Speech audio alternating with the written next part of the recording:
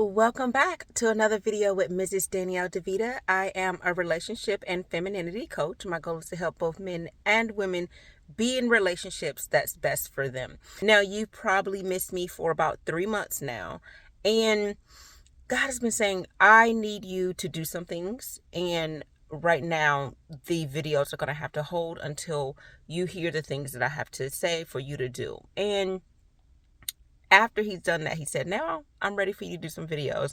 But one of your first videos back, this is what I need for you to say. So I'm here to say these things.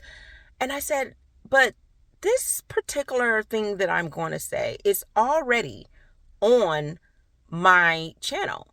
And he's like, yeah, but it's not getting the reach. And particularly when you mentioned this thing, I think I was still new in on my videos. I didn't have as many subscribers, so it may not have had reached. People typically don't go back always and look at some of the old videos. So I will say I don't particularly like talking about this particular thing, but it's important, so I am going to say it. Bear with me.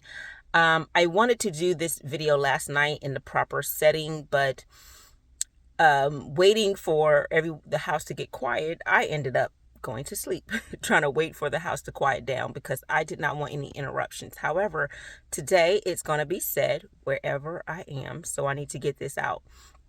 So I've talked about this, as I mentioned in the other video, and one of these things, if you haven't noticed now, I am very spiritual. I am a Christian, but I like to say I'm spiritual in a sense that when I see a situation, I am seeing how it works out in the spiritual realm. And I'm not saying I'm spiritual like the universe and the stars. No, this is me and this gift of discernment that I have. Since I was young, like at least from when I know, when I was 17, I would have dreams. I have dreams. I can interpret them.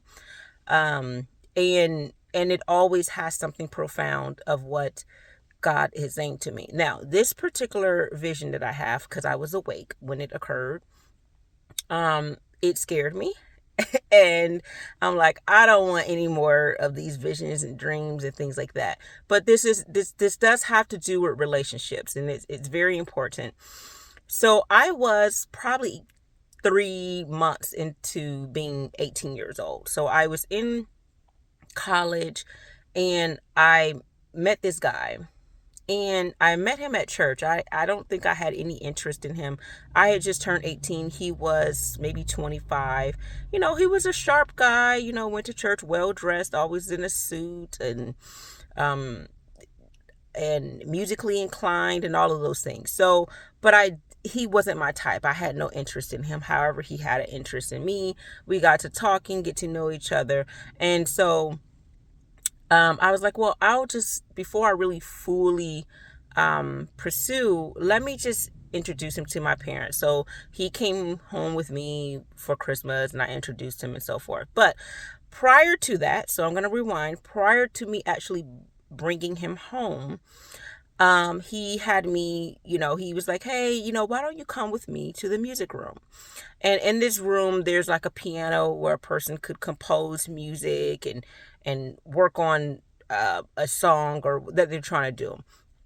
Typically, this would be someone who's a music major, and I don't think he was a music major, or he could have been a minor, had a minor in music, but he knew how to write, compose music, and this is what he was going to do. So he offered me to go. I went to this room with him, and he had to leave out. He left something. And so I was in the room. I had my head back, just kind of like on the piano bench, just waiting. And he came into the room. This is the point where the vision comes in. He comes into the room, and it was like he was a different person. So he had the same suit he had on was still on. I think it was a pinstripe suit or whatever. He had on that suit. That suit was still on. But from the neck up, it was all demon. No person. at all. It was all demon, full, like a reddish, like if you were to pull back skin when you watch TV and you pull back the skin and you see the reddish pinkish color of a muscle in the tissue and things like that. That's what he looked like. But his face had it had like horns. It had like these little nodules on his face around his forehead. So basically, he did not look human. The best way to put it is he looked like a beast. And I'm like, and I was wide awake. So I said, and he was like, "What? Are you okay?" And I'm like, "Yeah." Now, so I'm pretty sure from the moment I saw him to the time I gasped and he asked what's wrong was probably a second or two. However, when I saw him, it literally. So I did not realize that my video stopped recording when I was talking, but basically I was saying it felt like time stopped, like time did not exist. It felt like I was looking at him for a minute or two. It was one of those, like when there's a Western duel and it's quiet and nothing, there's no noise, you just see the hay go across the ground. It felt like that, silent, but you could feel as if you were in a different realm. I felt like I was in a spiritual realm, and time did not exist when all of this occurred. So I say all of that to say people may not be what they look like. They are giving you a representation. And so some of you are receiving some insight. It may not be a vision, but someone has told you something that you've seen that's letting you know this person is not how you see them. They are showing you their representation, but there's something underneath that I need for you to see. And you, just like me, will brush it off and say, it's better for me to stay in this situation than go to the unknown. And this is men and women. Sometimes people don't want to know the unknown. They're afraid of, and my mom says it, she said she heard someone say, fear is the one thing that is of the future. And it's the fear of something going to happen. It's never something of the present. So what stopped me is the fear of what happens when I act, when I do the thing that I'm about to do, get up, leave, walk, run in the relationship. And so I would say I was quite a mature person. I had discernment, but I had this gift that was unsettling, that I didn't know how to operate in it. I didn't know necessarily who to talk to about all that I've seen. Now, I've mentioned to my mom because I know she has, quite a gift as well. But I didn't fully know how to articulate the things that I'm seeing and the things that I'm dreaming about, and how to go about and operate with it. So if you are someone who does have a gift, or someone who has this strong gift of discernment, testing spirits and things like that, prophecy, whatever, it's important that you are in your Bible, because it tells you how to operate in your gift, how to cultivate those skills that you have, that gift that you have, and how to use it to help others. So so I'll go on to say what happened eventually. So he did assault me, right? And no one believed it. So SA, no one typically believed. However, they did when he later on did the same thing with 2 underage girls. So that's not even the biggest portion of it, because whenever something happens to you, God has a way of removing some of the deepest hurt that you could possibly have. Because I can tell you, to this day, I don't even recall his name. I believe what it is, but I can't remember. Why? Because he's like, God has blotted this portion out and he wants me to remember the most important part for me, for my growth, which is, I spoke to you you were disobedient in that action? How are you going to do better in the future? How are you going to use this gift? How are you going to now grow? Where's your maturity growth? And for you, if you're listening, where's your growth? Now that you've seen this situation, you've seen how it did not work out. Are you going to repeat it? This mindset, right? You're going to have this poor mindset over and over again. When are you going to learn? When are you going to stop going through the same situation with every guy you're with, every, woman you're with, when is it going to end? When are you going to say, you know what? I learned from this and this is what I'm going to do now, and actually apply it. And I think that the reason why God wants me to say this I know the reason why he wants me to say this is because there's some of you where nobody can't tell you nothing. No one can tell you nothing. You know everything. You know what's best for you. Even when you made the mistake, you say, well, I can do it better this time. I know what to look for, but you haven't identified where the hiccup was. Because in my situation, someone could say it's all on them. This person did the deed. This person had the bad mindset. I was innocent. I was not. I was disobedient. I didn't have to hear what someone else told me. I didn't have to read what someone said. I didn't have to go to Better Health or anything like that. Because God gave it to me. And I disobeyed it. Right? And so some of us are disobedient. Sometimes you don't have to listen to someone's channel to see how to be in a proper relationship. What you should do is listen to the spirit within inside you that's telling you this is not right.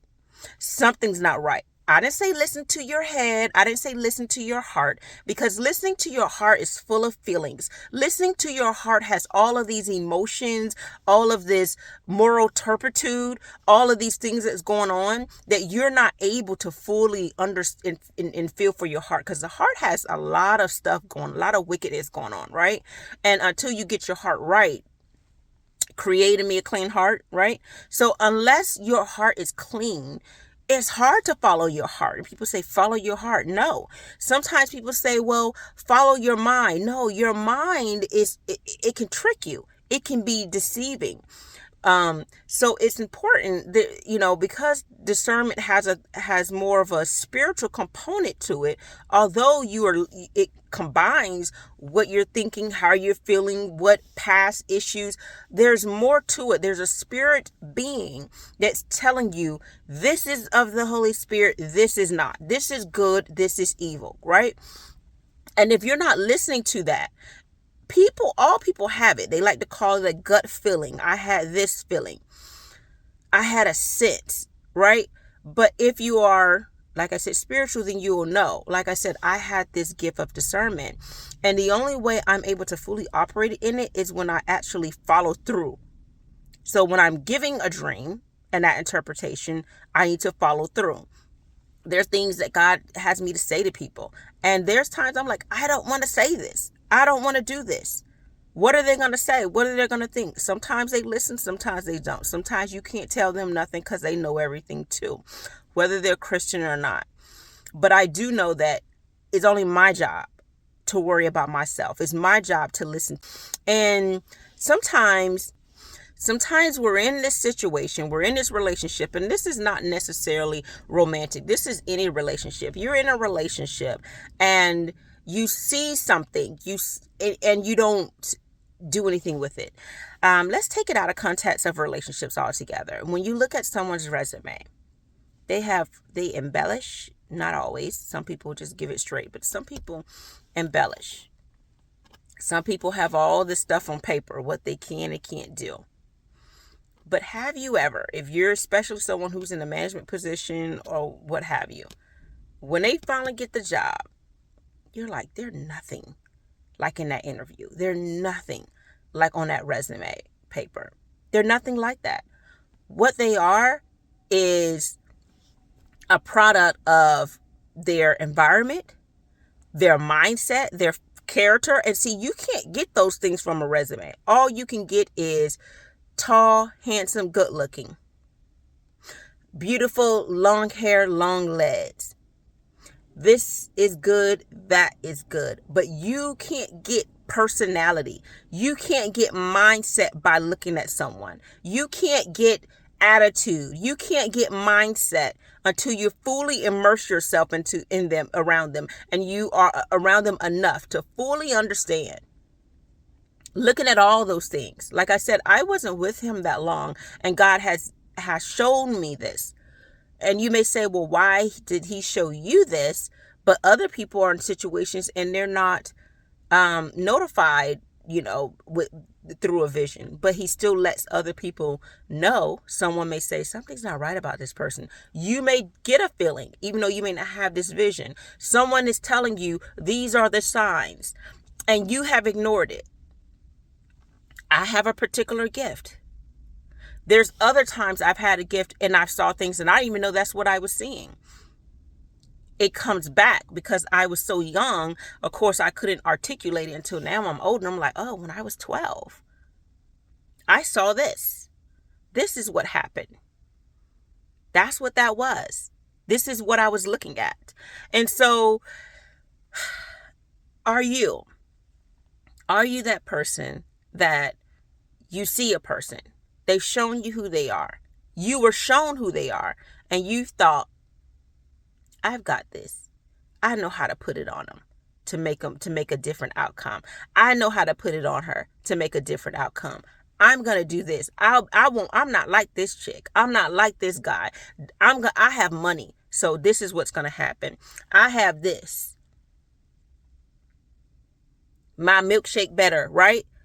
So sometimes we think too highly of ourselves, and then we put ourselves in a predicament, and then we blame the other person. When we play a role too in some of the things that occur. This is not me blaming you. This is me saying, take accountability for your actions and how you're going to change it. So I leave you with that. Maybe there's someone here that was meant to hear it and why it's so important. I don't know if the time period in which God had me to deliver this message, why, hold me, not have me do any videos for 3 months. I don't know if because it's more profound because people aren't seeing me. And then when I do a video, it's important. But I do think that if you do hear this, take heed. It's extremely important that you ask God for wisdom in whatever your situation is, and he will reveal it to you. Thank you very much for tuning into Mrs. Danielle DeVita. I will be back with more videos. There are more things that I need to say, but this video on its own will be for today. All right. So thank you so much for tuning in, and happy holidays. I hope your Thanksgiving is well, and I hope your Christmas will be well, but I'll be back before then. Take care.